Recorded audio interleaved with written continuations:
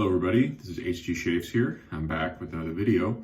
Today is my last video before starting this silly little side contest we do over there on Reddit called Austere August, in which you use the same products for the whole month in some capacity. So it doesn't have to be your entire shave setup, could just be a razor, could just be a brush, but the point is to use it for the whole month to partially drive yourself crazy of having to use the same product for whole 31 shaves in a row, but also to improve your technique, getting really familiar with these products before you just switch them out for something else, which I think a lot of us tend to do.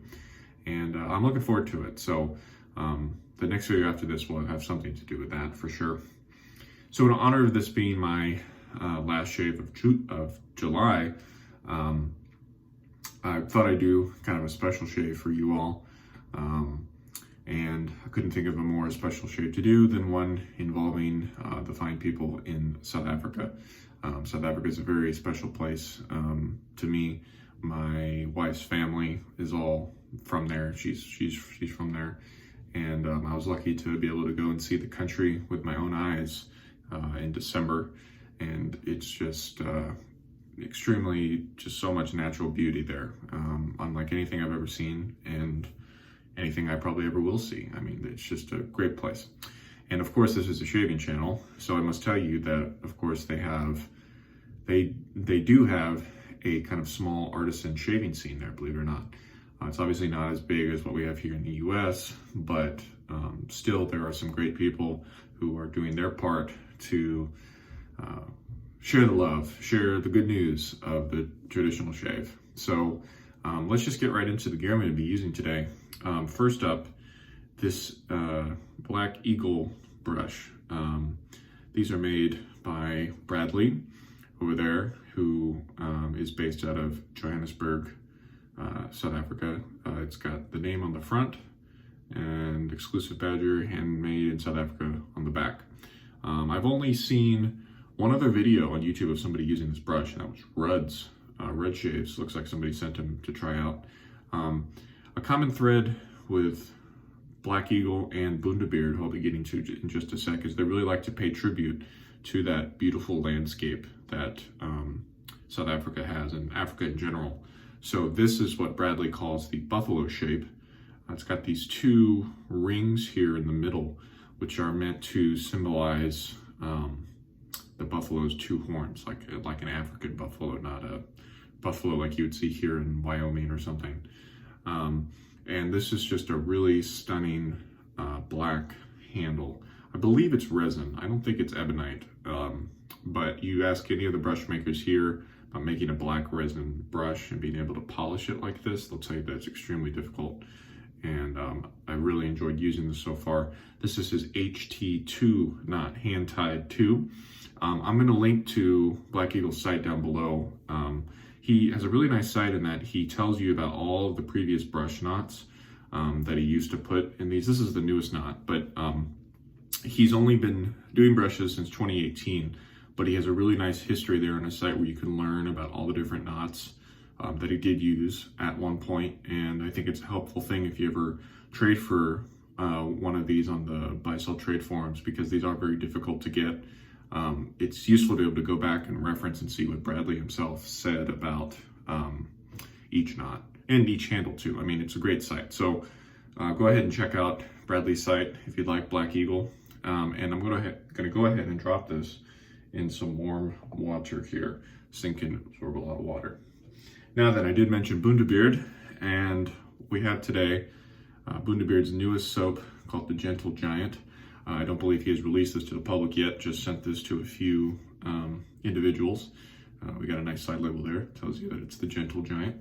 And Yaku, I would say, is sort of the, well, without question, he's the most kind of tinkering soap maker over there in South Africa. He's based in Pretoria, which is just north of Joburg, and kind of the political capital. There's a lot of government buildings there. And so he's always trying out new soap formulas. And again, similar to Bradley, paying tribute to the African animals with his brush shapes, Yaku is always trying to use kind of natural African ingredients in his soaps. So he had a soap that he sent me, well, he gave to me when I met him in December, that was made out of ostrich oil, which is not something you hear about a lot here in the US. And this soap, the reason why this one's special is this one is all about the baobab. I forgot to even mention that here on the label. So that's a baobab tree for you people who might not know what a baobab is.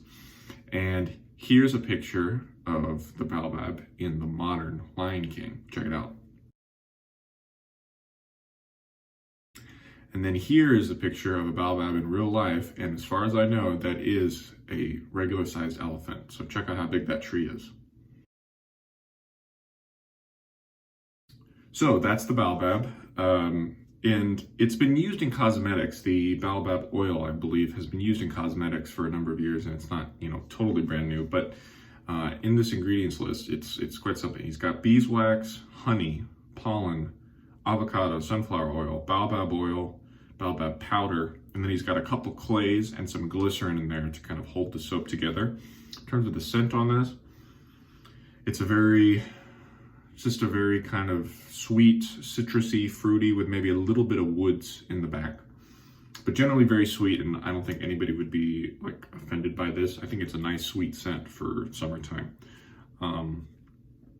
So we'll be using this soap today, and I'll be talking to you about the loading process. I found it to perform really quite well once I kind of got used to using this brush, which is not totally broken in yet.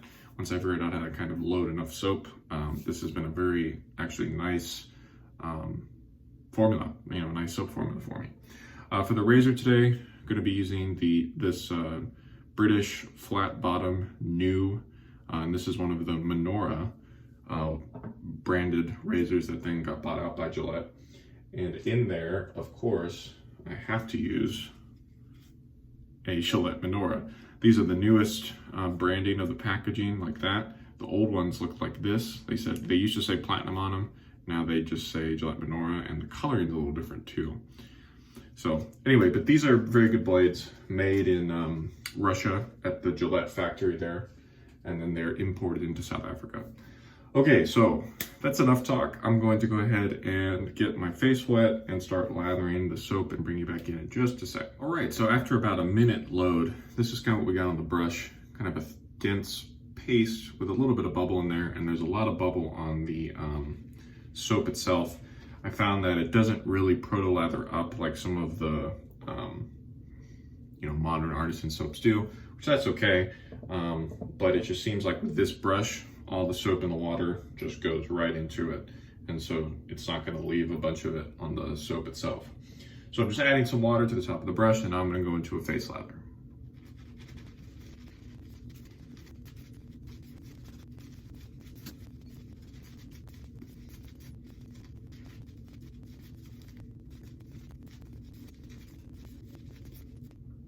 All right, so we've added kind of a pasty layer to our face here, but if you stop here, it's not going to be as slick as it could be.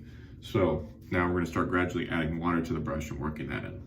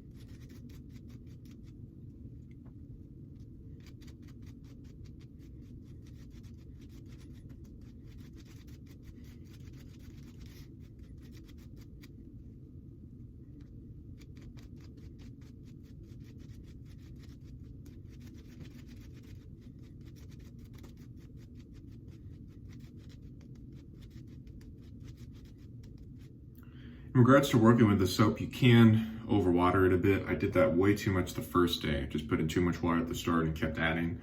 I've got a little bit of suds kind of going on because I overworked it, but with this soap, it's more about how it feels and how it looks. There were a couple times this week where I thought it was ready, but then when I would kind of feel for the slickness, it wasn't that slick yet. So you gotta go, use the slap test, things like that to tell you when it's ready. All right, flat bottom, new, first pass with the grain.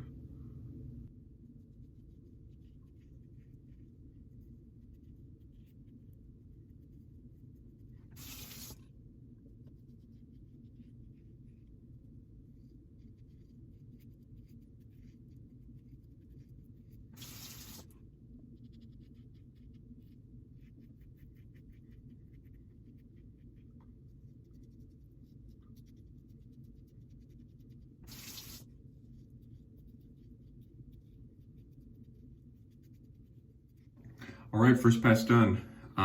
With this soap, you just really can trust its slickness, I think, and just maintain a very light touch with the razor and just glide over it, and you'll have no issues. I did overshave once this week because I think it was maybe I didn't add enough water to the soap, and so then I was kind of bearing down more. You don't need to do that. Just, again, put in enough water, trust the razor. I'm gonna rinse, come back for pass number 2.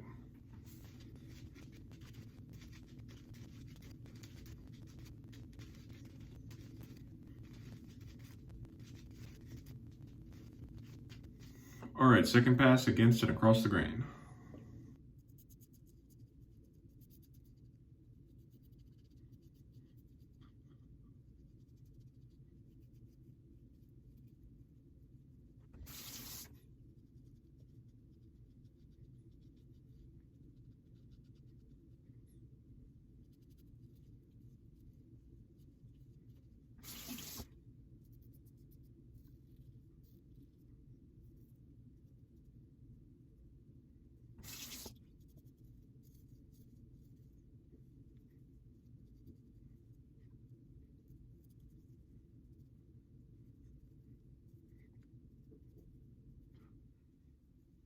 All right, just like that, we're done.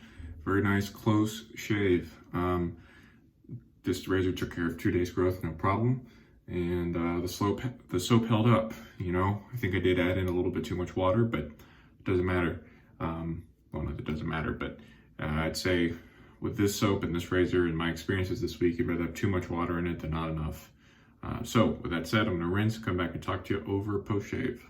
So by the way, I should say that the post-shave of the soap, the Gentle Giant, is really very good. I know Yaku of Bundubeard said that he was working on that specifically, and I did let it go this week once where I didn't use any post-shave, and I didn't have any issues whatsoever with that. However, I did manage and go and get myself a little bit sunburnt this week, so I'm going to use a little bit of Johnny's Chop Shop Soul Balm. So this is not a South African artisan balm at all, but I think it's made in the UK, right? Yeah, it's made in the UK and sold in a couple African countries like South Africa, maybe Zimbabwe too. But yeah, this was a holiday present from my wife, and I don't think I have any other South African aftershave, so this one kind of becomes the de facto South African post-shave option. It's got a little bit of a scent, but nothing that I could really tell you what it smells like. It's not offensive, it's not strong, and it doesn't really hang around with you, so you don't have to worry about that. It performs just fine, like a kind of commercial balm would. I might prefer the Nivea stuff to this, so if you're in South Africa, I know you can get Nivea there. Whatever they're charging for this, probably just stick with the Nivea. That's my personal opinion. All right, let's do a quick rundown of everything we used today. The soap, Gentle Giant, with a beautiful baobab tree on there. Oh, one thing about these labels, Yaku told me this when I met him. Somebody actually draws this. Somebody, sketches this out, and then they eventually digitize it and turn it into a label. I mean, I think that's brilliant, and all of his labels are done that way. I don't have another one right here right now to show you, but all of his labels, I think, are drawn by a specific person there in South Africa, which is totally awesome. The brush Ooh, let me get some lather off the name.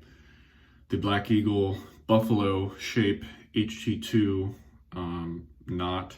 By the way, this lettering on here I learned from Bradley's website is laser engraved. So it's not just painted on, but you can actually feel the little dip to where it was lasered in.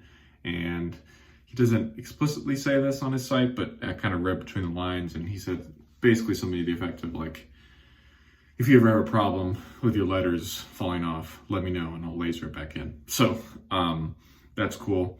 And finally, the Gillette flat bottom new Minora. These are not super hard to find, but to find a specific one, you know, there were so many different models of these flat bottom news. To get the specific one you're looking for could maybe take you a while, but this isn't super expensive by any means. So that's a great razor. Again, I think it's sort of like a flat bottom tech, but just slightly more aggressive and efficient because of the open comb, but it's not like an aggressive razor. It's something that I use every day, you know, like for daily shaves last month, and I didn't have any problems. All right, well, if you made it all the way to the end of this video, you are a superstar. Sorry this was kind of a long one, but I felt like I needed to talk about these products as much as possible because there really aren't many other people out there on YouTube talking about these products because it's just, you know, it's kind of a numbers game, right? There aren't as many people using them because of the nature of the country, and so then there aren't as many people putting up videos about it. But thank you all so much. Thank you to Yaku again for sending me the soap and for all the generosity that he's shown me since I have met him in December.